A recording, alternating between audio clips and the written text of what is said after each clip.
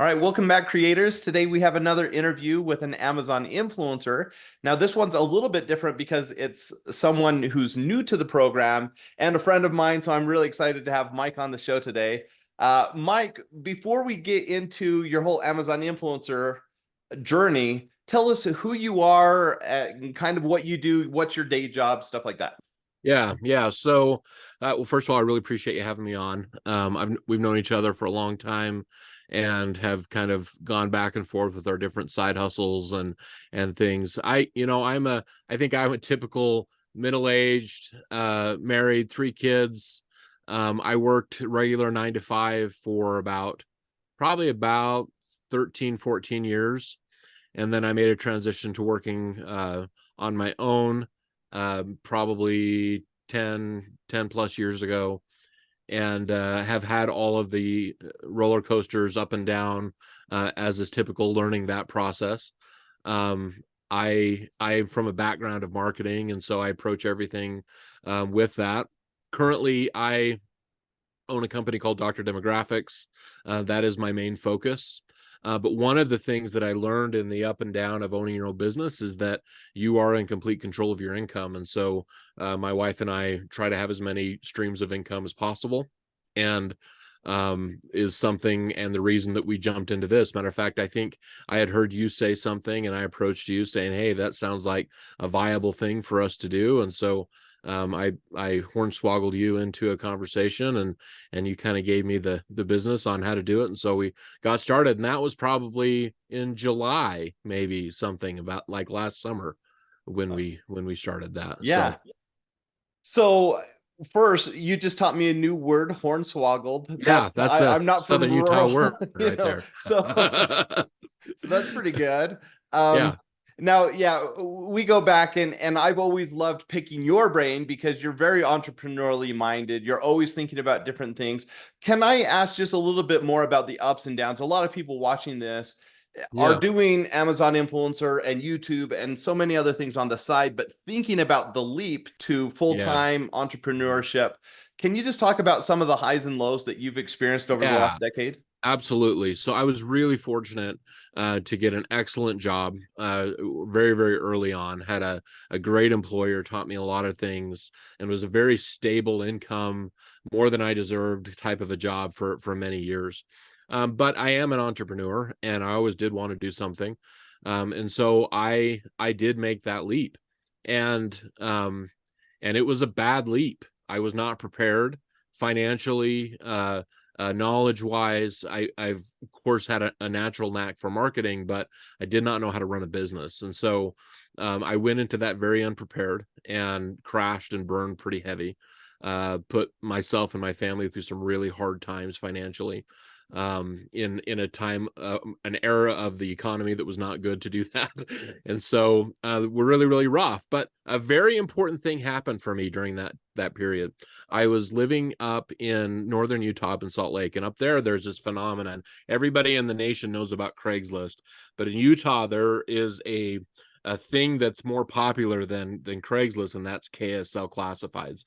And I had stumbled on, and again, this is a long story, Tyler, so cut me off if you want to, but I had stumbled on, I needed a lawnmower. And so I went and I didn't want to pay, I didn't have the money to pay for a new one. So I looked on KSL classifieds, and I found a lawnmower, and I pull up to this guy, and I noticed he had a whole garage of lawnmowers.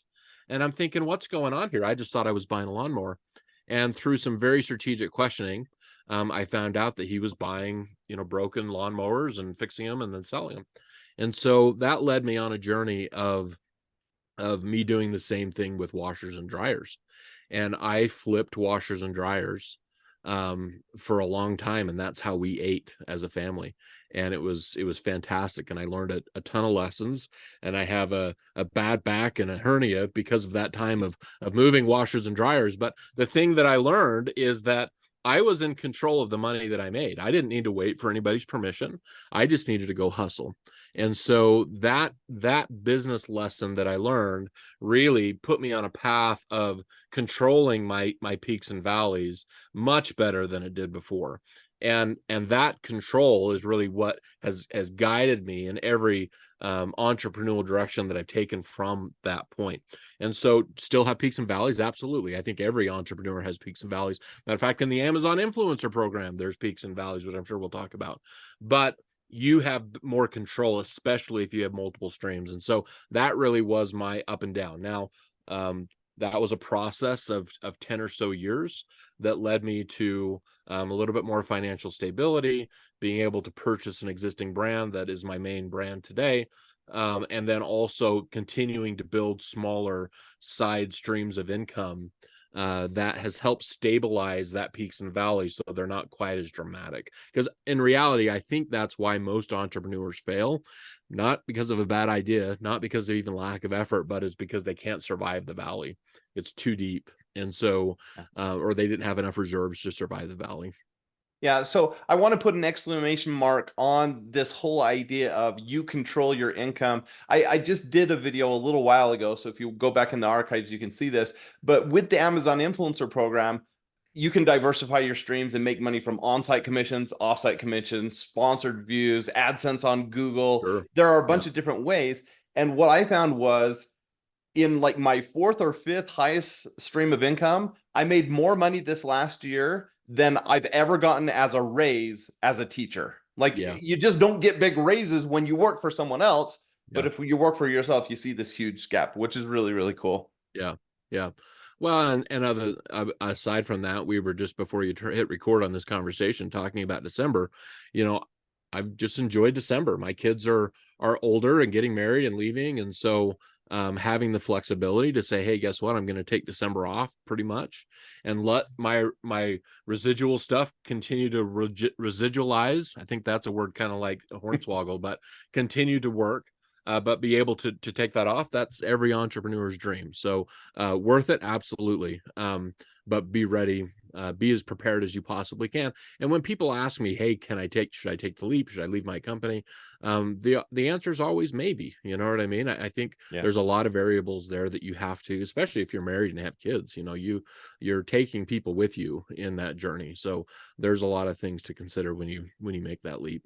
Well, I think your experience is showing through here because with this rising generation of YouTube famous and doing these things where you see how quickly you can grow your income, we don't see people thinking about the peaks and the valleys very much. And when they're making a lot of money, putting that into something that does stabilize their income. And I know for us that our big thing has been whatever extra we can take, let's put it into real estate because you make money every month on that, guaranteed. Exactly.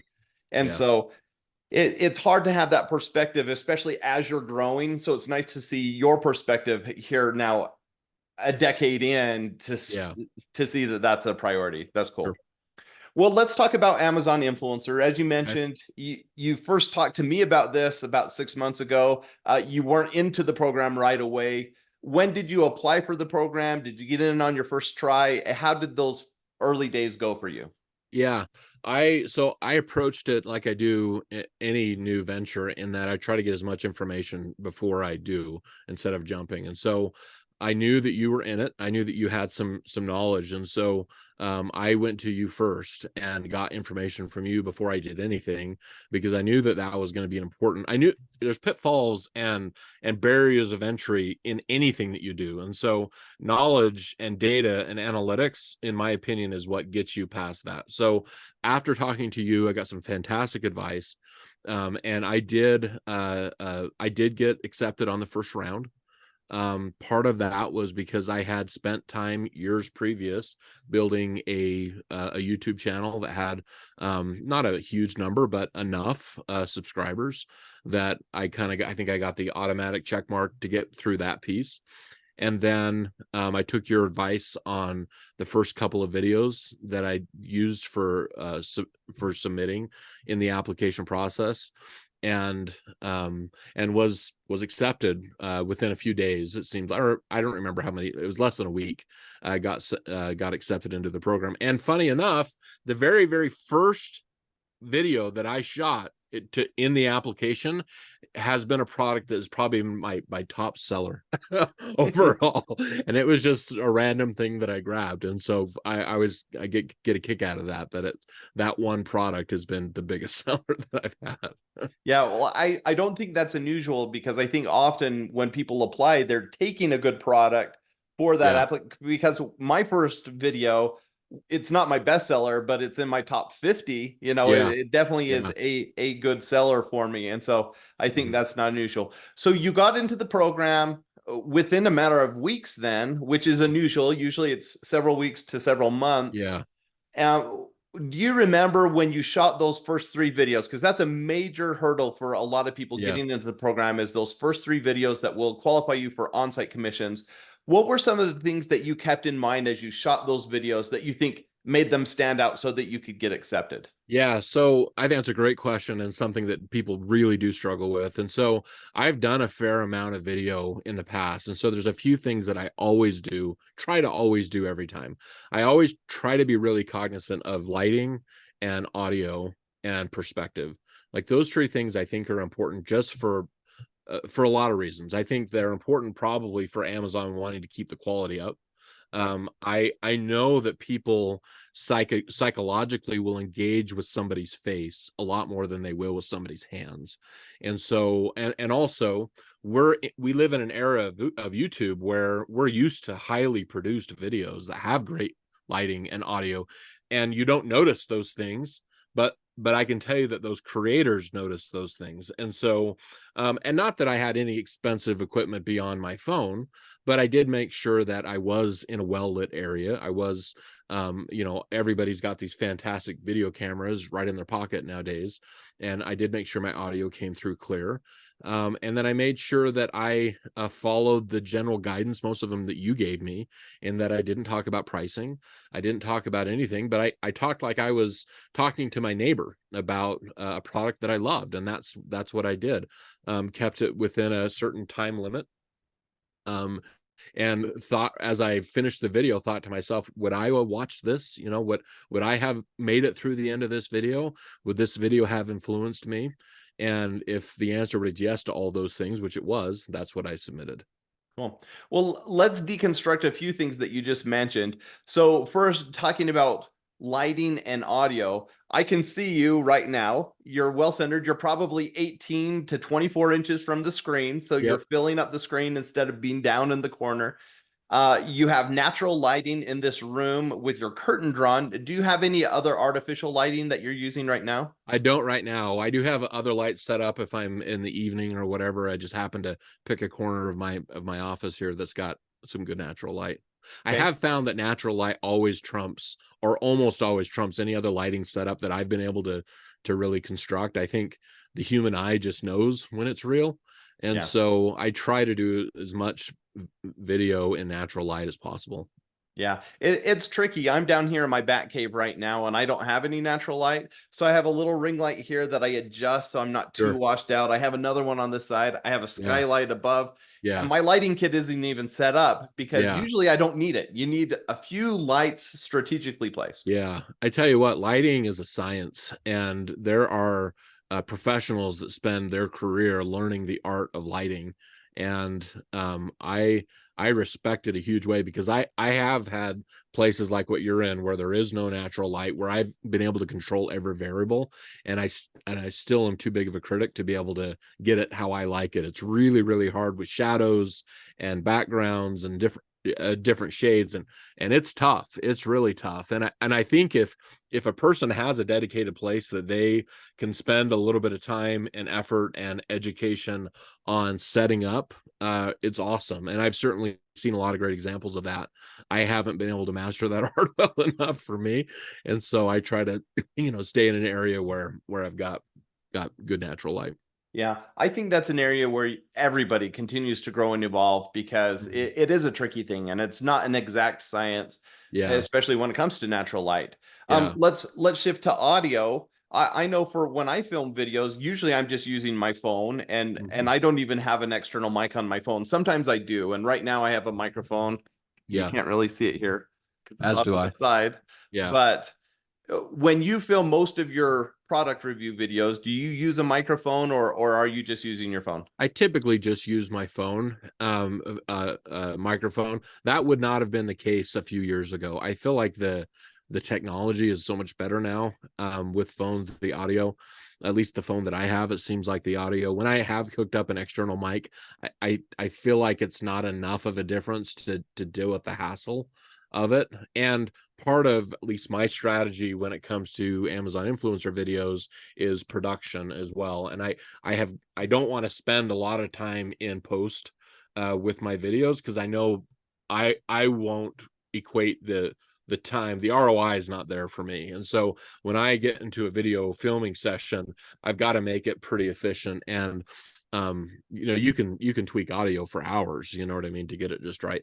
And to me, the cost analysis just isn't there to be able to do that. So almost, I think probably 98% of my videos is just with the onboard mic. I've had a few situations where I've been back far enough, or I'm showing different, or maybe some b-roll or something that I've used an external mic, but almost always it's my onboard mic, because I'm this distance, right? Like I'm about this far away and I'm showing it with my hands sitting right here. So Now, you just hit on an advanced level technique, so we're kind of jumping the gun on this, but talking about trying to shoot like a straight shot for your reviews, I didn't do that on my early videos, like the ones I submitted, but almost all my videos now are straight through. Are you doing a similar thing, or how are you shooting your videos? yeah, the only time that I am not doing a straight through video is um uh when someone has sent me something, and so this is a partner review, when someone has sent me something that I want to demonstrate. And so I have partnered with a particular brand that has sent me a lot of things that does take a little bit of demonstration.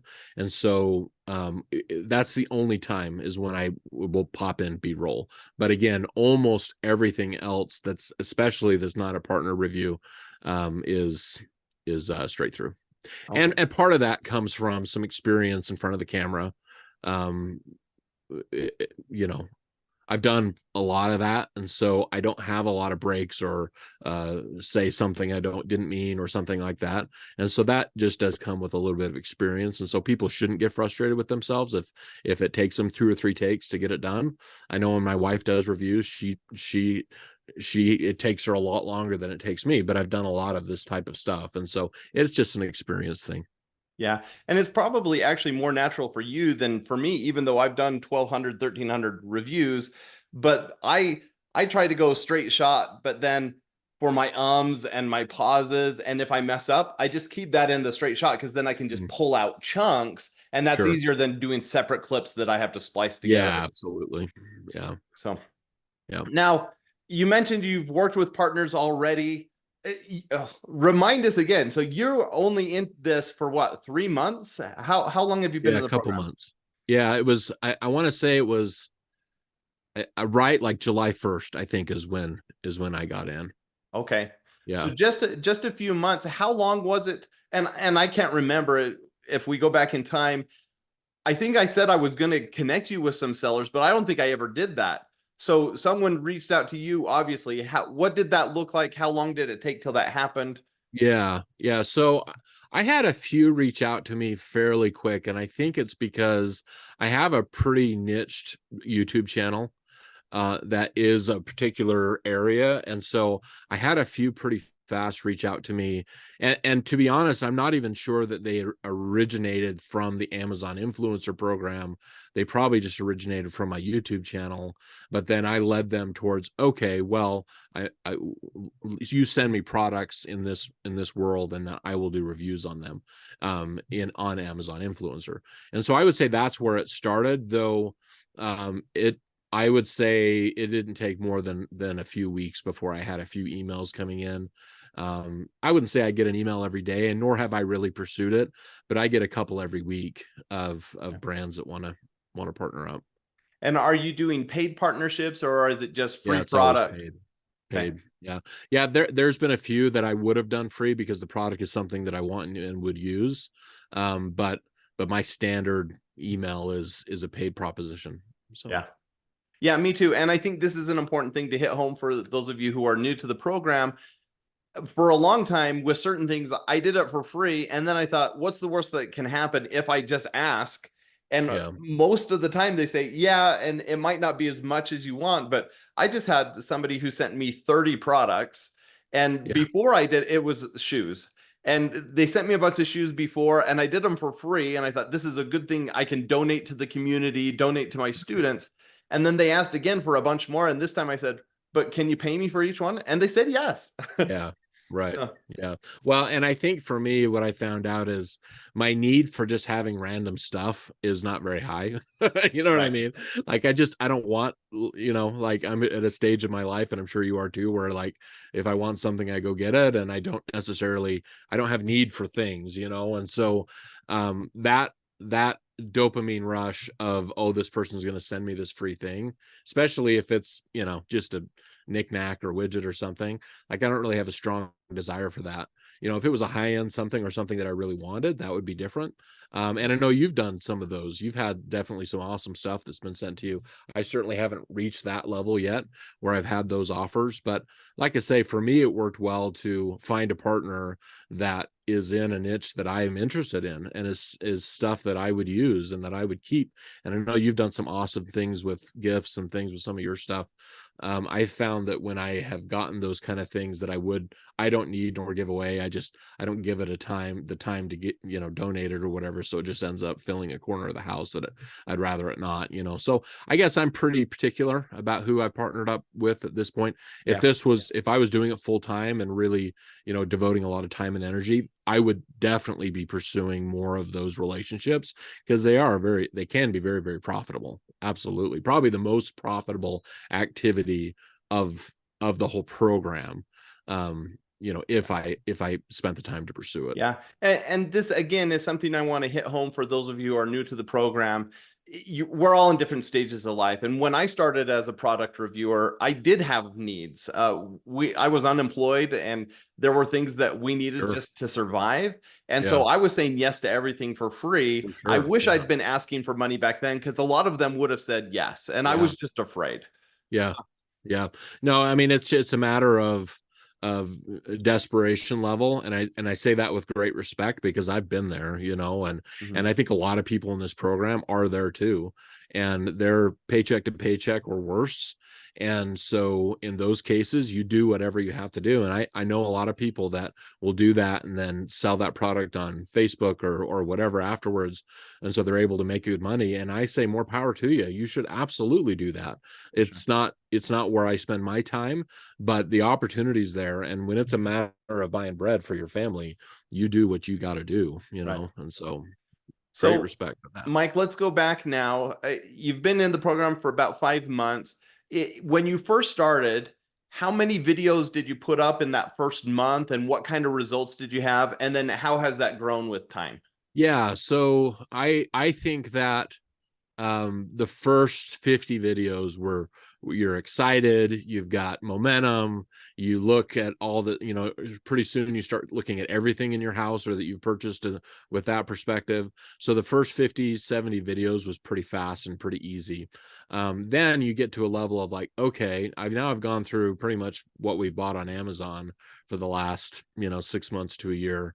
Now you start looking a little deeper about what you have. And so I would say the next 100 videos was a little bit more, you had to get a little bit more creative on what we had and had to dig a little deeper on things that we've had. I would say now, and we don't have anywhere near, I think we've got 350 or 400 videos, something like that.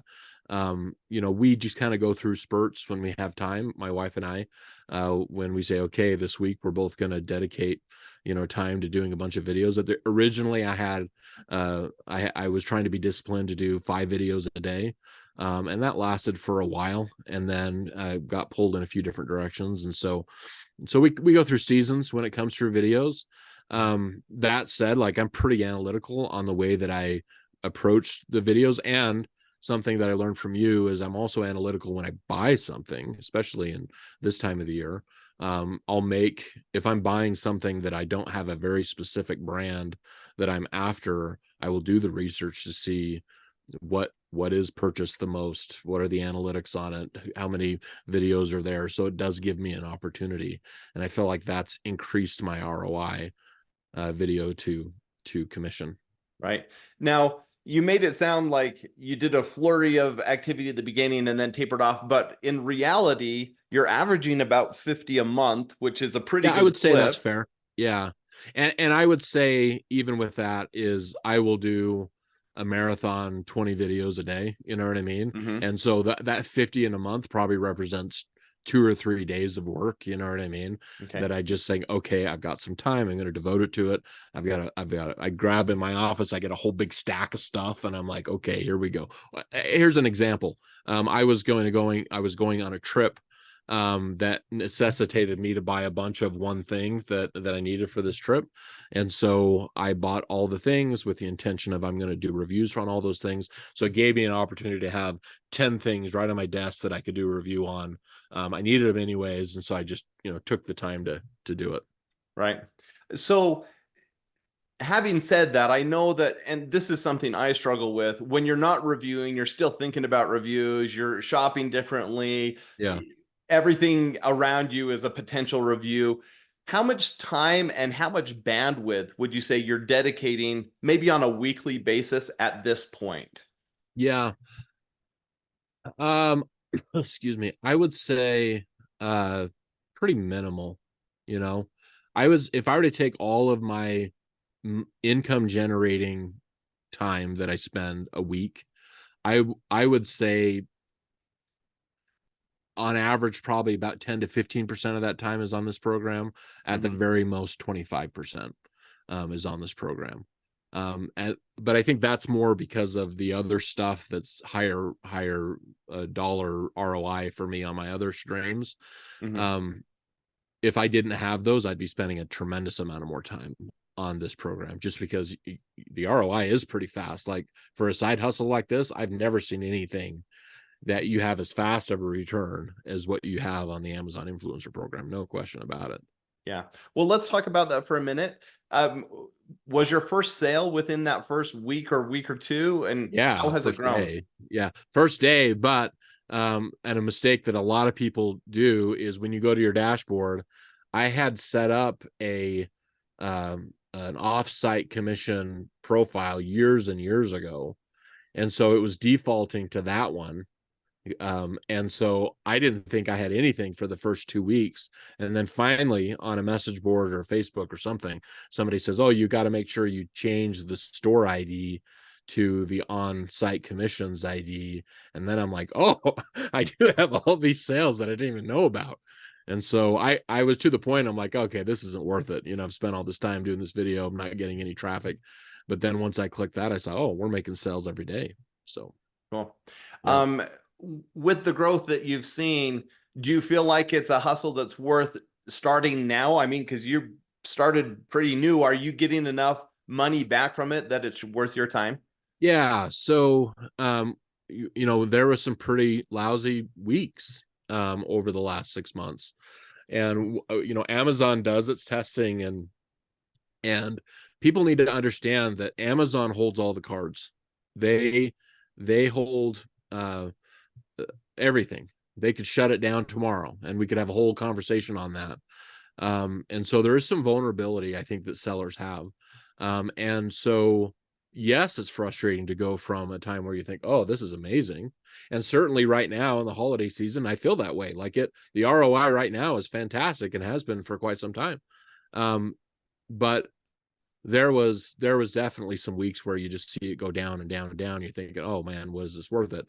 That being said, even on the worst times, a dollar is still a dollar, you know, and especially a residual dollar that's being done. And so I wouldn't say there's been a single moment in the time that I've been in the program, even in the very worst commission era of the program that I've experienced, that I have felt like it wasn't worth my time.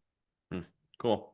Well, that's good to hear, especially because I've been in a little longer. And so we've seen a lot of those peaks and valleys Yeah. and seen the program become more and more saturated. So earnings per video are going down.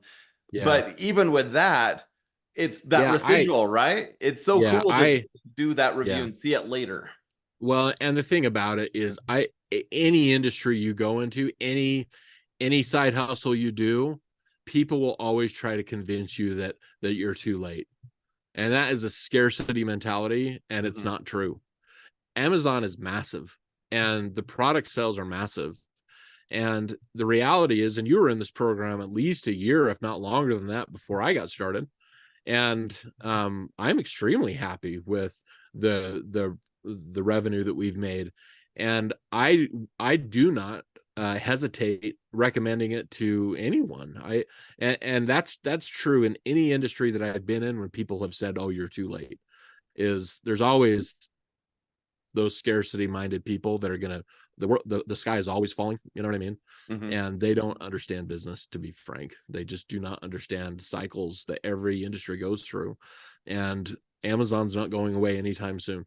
That said, people need to be smart. They need to approach it with a business mindset, treat it like a business, and understand that if they're putting all of their eggs in that basket, that's probably not wise.